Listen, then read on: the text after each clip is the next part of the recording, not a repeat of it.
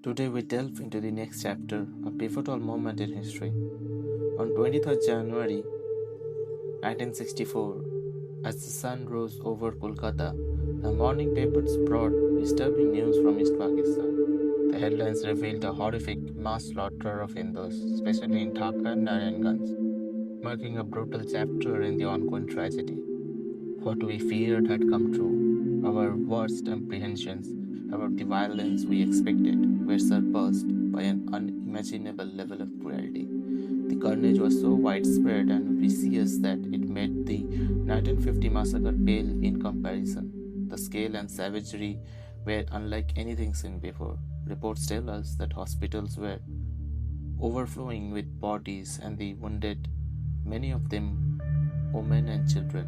Yet across to the sites is being tightly controlled. Foreign missions and aid workers are being denied entry.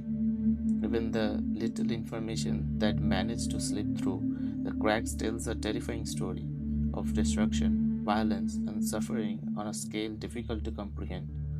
And now the question arises, what will we do here in India, especially in West Bengal, where the news has been barely reported?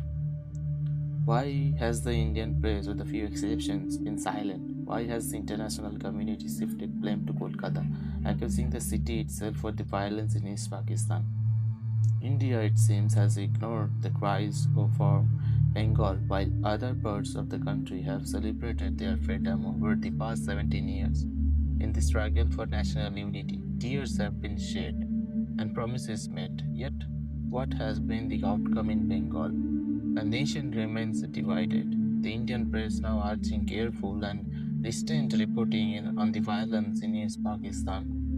Once that Kolkata should remain calm, we are told do not let the people in Bengal hear the full truth.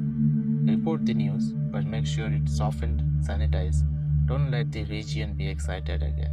Yet across the airwaves of Bengal, the cries of abused women, the wails of children, the horrors of brutal attacks on humanity echo relentlessly. Can we ignore those cries? Can we stay silent in the face of such suffering? The editorial asks, are we ready for action? What is our plan to respond? Will we stand up for our brothers and sisters across the border whose pain is now our shared burden? In Kolkata, as a new generation of leaders gathers, they are calling for action to open the borders to secure the release of those trapped in East Pakistan. A new spirit of solidarity is rising, and with it, a renewed sense of purpose. The Bengali people must unite, not just in prayer, but in the resolve to build a new future. A future where pain and loss can transform into a new resolve, a new strength, a new India. The editorial reflects on India's historic struggles, asking whether we are truly prepared for the challenges that lie ahead. Is this the moment in the time birth of something greater, something akin to the great Mahabharata of our modern age? The question is asked, is this moment a sign of India's rebirth, marked by sacrifice, unity, and an unwavering commitment to justice and brotherhood?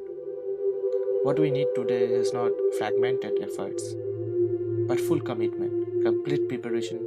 We must not let this moment pass in vain. Now is the time for action. Now is the time for unity.